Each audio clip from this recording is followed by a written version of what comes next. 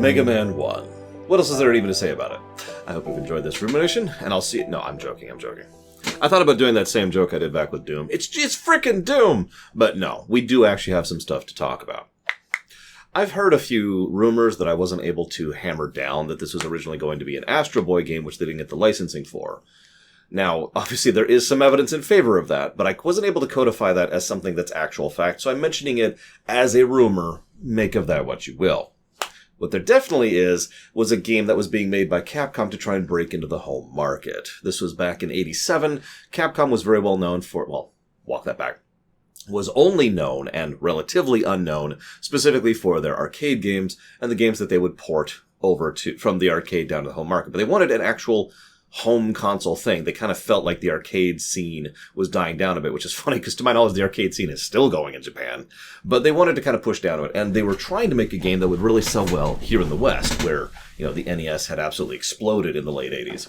So how do we do this? Okay, I've got it. Why don't we make a platformer? We'll make it our own thing, and we'll make it called Rockman. Perfect. Why is it called rock? Well, because rock and roll. Oh, that's a brilliant idea. Let's do it. And they ran with it. And 6 people made this game. And really, that explains everything. Let's be clear. Mega Man 1 is rough. However, it's also very understandable why Mega Man 1 took off. Well, let me walk that back. Why it caught people's attention. It didn't take off. In fact, it sold pretty badly in the West. We'll come back to that in a minute. It did sell reasonably well in Japan, but even with the decent sales in Japan, it broke even, but there wasn't enough to justify greenlighting a sequel, and we'll talk more about how Mega Man 2 came into it a little bit later. But the point is, you could see how there's potential on display. Let's be clear about this. What Mega Man 1 is a tech demo. This is an attempt to show what the NES can do and how it can do it, and if we're being honest, this was pushing a lot of envelopes. In fact, I wasn't able to 100% clarify this, but near as I can tell, this is the beginning of the concept of a stage select. Now that sounds so strange by modern ears, because stage selects are one of the oldest and in many cases are conceived of as simplistic overworld design. But the thing is, a stage select was kind of a new concept for a very simple reason. Let's say you're playing a Mario game or a Castlevania game or whatever, right? You start over here, you go through the stages, and the stages end over here. It's very linear. That's the point number 1. You go through the game in order. It's not necessarily a bad thing. Being able to do this stage, then this stage, and this stage, and this stage, it adds a little bit of extra variety to the thing and helps with replayability. But that leads me to point 2. When you're designing the stages like this stage you design to be easier, this stage you design to be harder, and ideally you have a gradient increase curve going throughout that. If you design the stages so they're selectable, all of them need to be playable and doable when you're first starting off, so this difficulty, but also all of them should have some kind of benefit or purpose or something that makes the level easier or more fun when you've got all the stuff. So you have to effectively go through and, at the very least, design your levels 1.5 times. Now, we've kind of talked about this because this is the Mega Man staple, but this is what really started that, and a lot of effort and work was done in most of the stages in Mega Man 1 to accomplish this. They actually did a very good job in several aspects of basically introducing people, I say basic, I'm sorry, I keep trying to not do it, of ... introducing players into the concepts that would be a jumper and a shooter, a jump and shoot game, right? So you start the game up, there's no title crawl, there's no nothing, it's just, there's the title screen, and then you're at the stage select. Okay, cool. What is the cursor over? It's right over Cutman stage. That is the stage they want you to do first. It is designed to be this is the newbie stage. It is much easier than all the other stages. The boss is much easier than all the other bosses. So I know I mentioned they could all be done first, and they can, but they really want you to do Cutman first, and they give you an inclination to do so. Later Mega Man games would actually add an honest-to-goodness intro stage, like Mega Man Powered Up did, for example. And I believe the Mega Man series itself started that with 7, I want to say. Yeah, that sounds right. Mega Man 7, I think, is when they started that. And that became a trend henceforth, to have an intro stage, which they can then push most of the tutorialization into. But Cutman stage is very good at tutorialization. You start off here. There's a block preventing you from going forwards, and there's a block down here. You can't get rid of these blocks. You don't have Gutsman's power. Or Electman's. So, okay, you can go around and you figure out how to jump based on this, but even if you don't, you can still fall down to the left. But you have to figure out how to go up the ladder to get up here, and you have to figure out how to jump to go over here. Right at the beginning, it exposits the very idea of jumping and how the platforming works. What's the next thing that happens? You scooch a little bit to the right, and an enemy, the little helicopter guy, shows up right at your level. So you hit your buttons or whatever, but if you shoot, well then, you got him. Immediately after that, just a little bit further, you have two guys. Now one's on your level, but one's not. And now you're inclined to jump and shoot. This is all bare bones game design, but I still love talking about this kind of stuff and analyzing this kind of stuff because it's clear that effort and thought was put into figuring out a way to explain to someone through the game, through the level design, through the enemy placement, through the enemy design, how to play the video game. And remember, that was critical back in the 80s. Because video gaming just didn't have the support, the normalcy that it does now, the infrastructure that it does now. You know, my niece, I don't have to explain to her what jumping and shooting does because she's been playing video games since she was 2. When I was getting into these video games, I had to have these concepts explained to me because I had no concept of this. This was all new to me. I had to figure out how to jump over a pipe in Super Mario Brothers, right? And so these kind of little level design things that were properly thought out to help get us to figure it out just by the nature of how the level is designed was a good thing, and it helped us to actually figure this stuff out. And it's the kind of stuff that some games still do to this day. I don't want to say this is, the old games are better. It's none of that. I'm just saying I do tend to appreciate this kind of level design. And it's good because that's some of the only good level design in Mega Man 1. Now, that's being a bit dismissive. I think Fireman Stage and Electman Stage are both legit. And then there's Iceman Stage. Before I get into Iceman Stage, I want to look at my notes here. Some people say, obviously, this kind of started the level select thing. It also kind of started the Nintendo Hard concept. Let me define this for a moment. How many of you have heard the phrase Nintendo Hard? Now, let's be clear about this. Nintendo Hard does not mean a game that is difficult. Nintendo Hard refers to a game that is unfair. Usually, and the reason it was called this, is because it's due to issues or flaws or bugs or lack of design concepts or whatever. Let me give you a couple of examples of this. In Mega Man 1, you don't really have iframes. You kind of do. But if you're hit, you can still take damage from certain things, you could still fall to your death, and of course you could still die on the spikes, something that would change in the future. In Mega Man 1, if you die and game over and start over, you start over at the beginning of the stage instead of any kind of checkpoints. There's not many checkpoints. There are, in fact, 2 per stage, one in the middle of the stage and one at the actual boss door. And there's not a lot of recovery mechanics built into the game in any sense. There's no E-tanks, there's no sub-tanks, there's no health drops, really. Most of the enemies can drop health, but it's like at a 1/8 chance. It's terrible.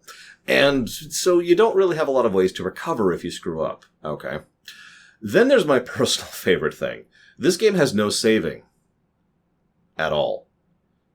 Now, later Mega Man games would add a password feature to try and force saves into the game without taking up extra space that they didn't want to lose on the hardware. Okay, cool. But Mega Man 1 is the only game that gets this issue because it has no save feature whatsoever. No passwords, no nothing. You continue because it's still in your RAM, it's still in your active memory. But otherwise, if you turn off the NES and turn it back on, you're back to the beginning, which is a very common thing in Nintendo Hard. You also only start with 3 lives while we're on the subject. Now, that became normal later, but it kind of combines with all the other things to make it even more. So that all sucks. But, it's okay. That's cool. That's cool. One of the things I do like about Mega Man 1 is they invented these different weapons that you can use, which is another kind of a hallmark of the Mega Man series. You defeat a boss, you get a version of their weapon. Cool. You'll notice most of our versions of their weapons are almost identical to their versions of the weapons, which I bring up because this is one of the only games like that. Most of the later Mega Man games, you get a version of the enemy's weapon, not the actual weapon that they were using. That trend kind of started with 4, I want to say. Maybe 5, I don't know. But anyways, point being, here we just straight up get the same attacks they use, with the only exception of Gutsman, which is kind of a weird one. Cool. That's cool. That gives you more kit, more ability to use. And I do think 4 of the 6 weapons are legit. The 2 that are not are Bomb Man's weapon, which is terrible because it bounces out. And then it sits there for a really long time, and then it explodes. No contact damage. They added that in later versions. And the other one is Gutsman's weapon, which is literally pick up a boulder and throw it. It's really useful when it's there, but the problem is you need the boulder to pick up. It needs to be a specific tile, a specific type of object on the world that you can interact with. And there's only so many of those in the entire game. So that sucks. But the other 4 weapons are good, and of course we have the magnet beam, which was actually kind of a brilliant concept, especially this early on. I think, honestly, the magnet beam is probably the most technically impressive thing they did, because you just put out a little beam, and it's a platform. It stays there for a few seconds, and it goes away. You can make it pretty long, pretty much the length of the screen, or you can make it just a tiny little thing, and that's kind of awesome, the way that they did that. The only downside is that getting it is not super intuitive, but at the same time, if you happen to do Gutsman stage before Electman stage, you're likely to stumble into it. And if you haven't, well, then it sucks to be you. Hopefully you will have remembered the fact that you need that magnet beam, because you do absolutely need the magnet beam to progress through the game. You need it for Wily 1, I think. Yeah, Wily 1. So that sucks. But the weapons is what I was really wanting to talk about. This is kind of cool. Some of you may know that in the Mega Man series, each boss has a specific chart. It says how much damage they take from each weapon. I've actually talked about this before. The weapons don't do damage. That's not how they calculate it. Rather, the enemies take damage. So each enemy in the game has a specific table, and it says, I take this from this attack, right? It's kind of the inverse of what most games do, but it works very well because it allows you to very specifically design which enemies take what from what. And it leads to some great game design throughout the whole series. So they wanted to make sure that each boss was specifically weak to at least 1 weapon. And usually 2, and sometimes 3. So, and that way they take more damage from it. And the specific reason they did that, I love this, is they wanted to encourage the players to experiment and try to use the different weapons.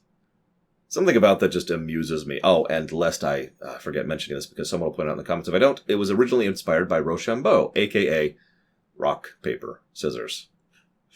It's also worth noting, and I should have mentioned this on stream and I forgot to, the boss order, that is to say the boss weaknesses, are mostly intuitive in this one.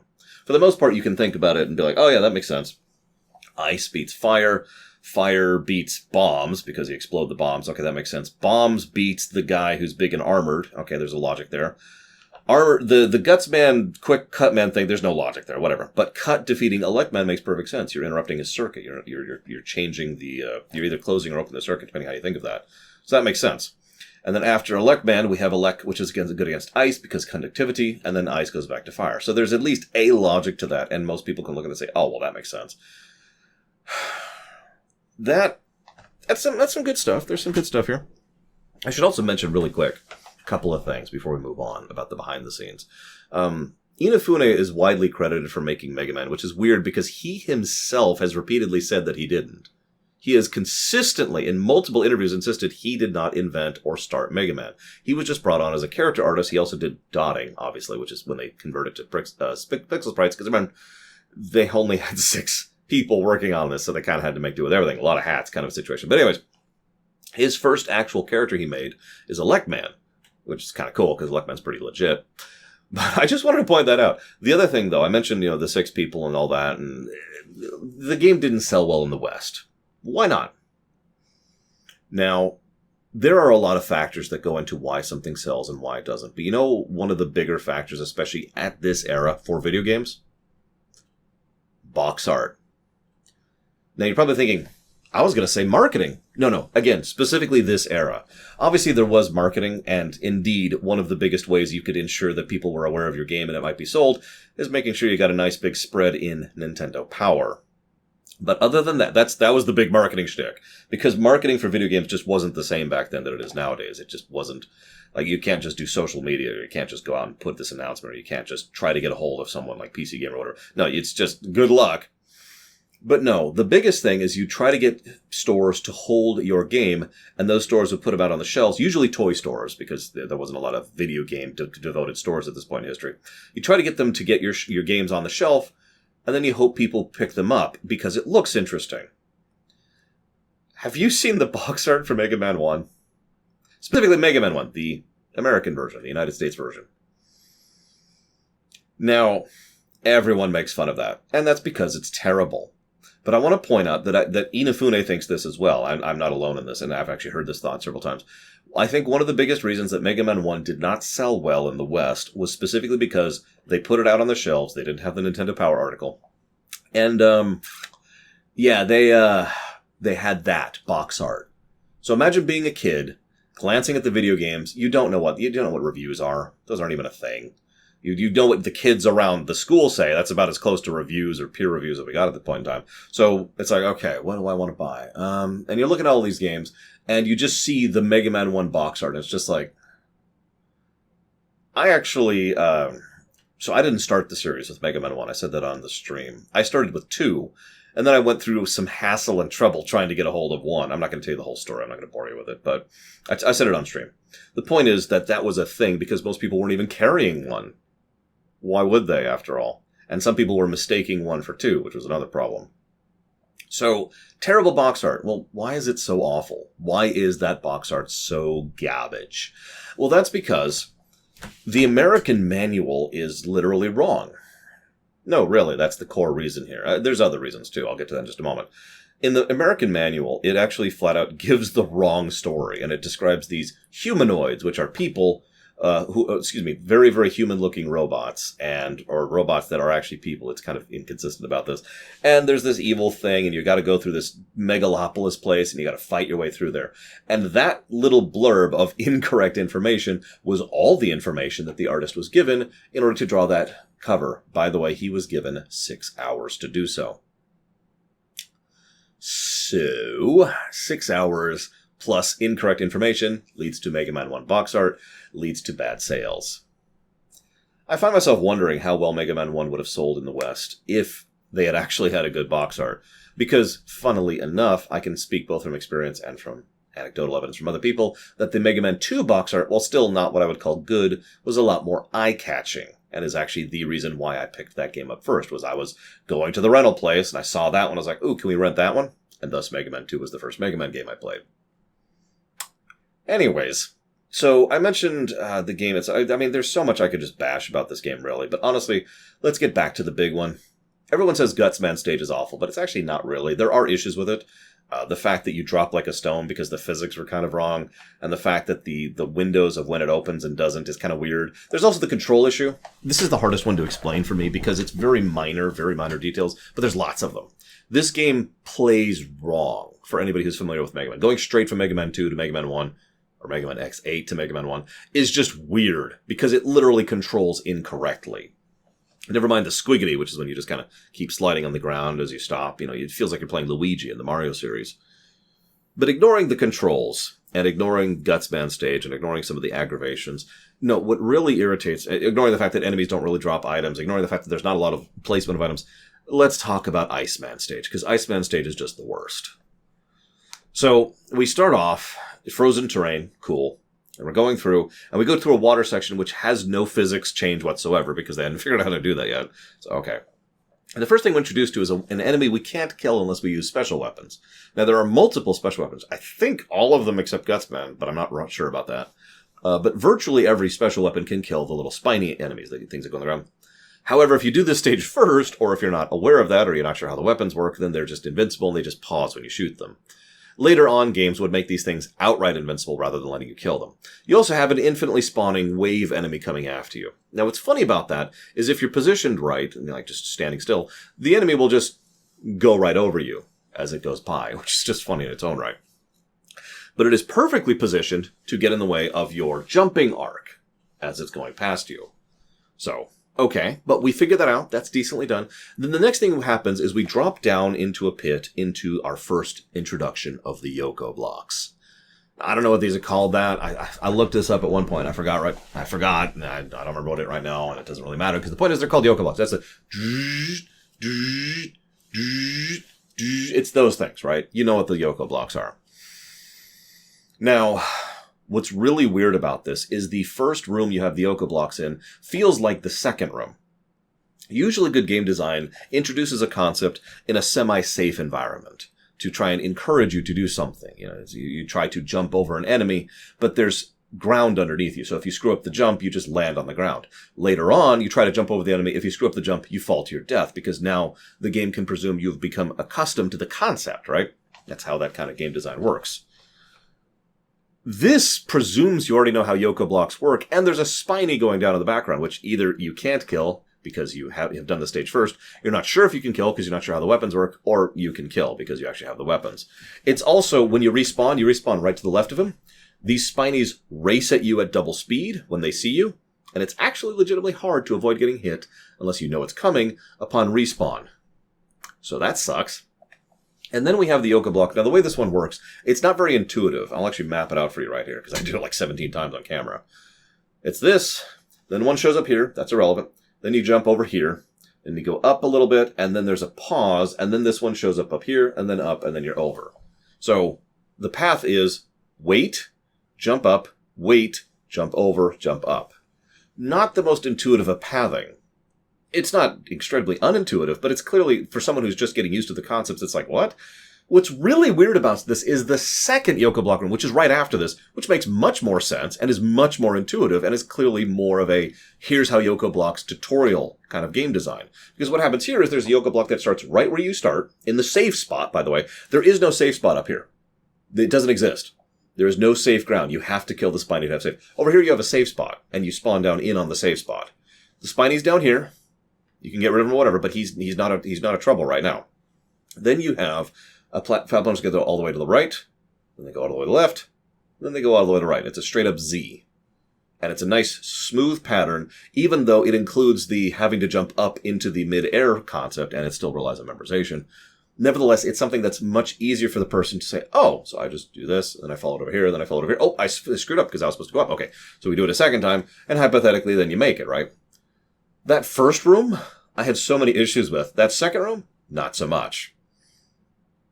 So that's the first problem, is these rooms should literally be switched. You should doing that would fix a lot of issues, I think. But then we get to the bottomless pit with the little guys, little rotating platforms, and they shoot out each side. There's everything wrong with this. So first of all, this is a hell of a thing to throw at a player. Like, oh my gosh. It's probably one of the harder platforming challenges in the game. But here's the thing. These, so they shoot, of course. Sometimes, because of the physics and jank of this game, sometimes if you're just standing on top and they're moving, if they're moving in just the wrong way when they shoot, they'll shoot you even though you're up on top of the platform, and then you will, of course, fall through and die instantly. Nothing you can do about that. Pure randomness. The next thing that's wrong with them is they, like all the enemies in this game, respawn depending on when the screen hits a certain spot to the right, okay? The catch with that is all of them are designed to have a certain pattern of movement, cycles, right? So they're supposed to go like this. Just, this is a made-up example, but, like something like this. The catch is you jump on this one, and then it moves over, and depending on some randomness determines when the next one spawns. Then it starts its pattern, which is already offset from you, which you then get on the next one, which randomly changes the next one, and it just keeps getting more and more offset. It is possible to literally spend minutes here being physically incapable to progress, unless you have Magnet Beam, because you literally cannot make the jumps that are allowed, because they're so offset that they're constantly like this, right? To continue the earlier pattern. So randomness that you can't control that prevents your progress, on top of randomness for whether or not you get hit because of jank. And that's on top of the fact that it starts throwing the penguins after you to knock you off the edge, and you will get knocked off the edge if they manage to hit you. After that, the stage is over. Those 3 screens are effectively it. Still, all of that sucks. Oh yeah, one final little FU. When you get to the end there's a big eye, one of the crushers, and no method to dodge him on multiple other stages. There's some kind of terrain stuff specifically to make it so that you have options to deal with the thing other than prey, because it's random whether they do a small jump or a tall jump. You could just walk under a tall jump, but if they do a small jump, they smash you in the face, and they can kill you in 3 hits. They do a third of your health and damage. Then there's Iceman himself. Iceman is actually one of the hardest bosses in the game, and I know you're thinking, no, he's not. Yes, he is. Because if you do not have his weakness, which you can kill him in like 4 hits with, he can kill you in 3 hits. 3 shots of his thing from full health will kill you. And the way he has such a simple pattern. It's just a shot, and then a shot, and then a shot, like in a vertical, and then a shot, and then a shot, and a shot in the opposite. And it just kind of makes these V shots, these waves. So you have to jump in between those very carefully, because the boxes in which they hurt you, that's why they call hurt boxes, is fairly large, and you got to have very careful timing while you're moving around on ice, and you got to be shooting him the whole time with something that does 1 point of damage each time. Hang on, it gets worse. Anybody who watched the stream knows I killed Iceman legitimately. I was really happy with that. And then, well, anytime you kill a boss, you lose control of your character temporarily before you can go and pick up their chip core or whatever it is. That means you cannot do anything or move. I was low on health. The boss projectiles do not despawn when the boss dies. So I killed the boss and then stood there immobile and watched the shot just come and kill me.